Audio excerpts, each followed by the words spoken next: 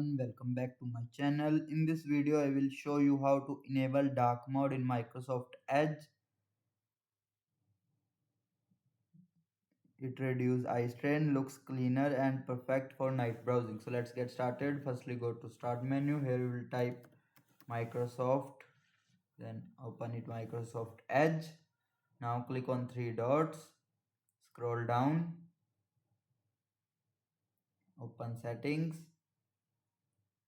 Now in the left side bar, click on appearance. Here you will see overall appearance. These are three options: system, light or dark. We want to change into dark. Look for the theme option.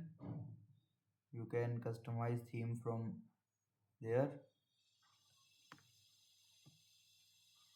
And that's it. Now you know how to enable dark mode in Microsoft Edge.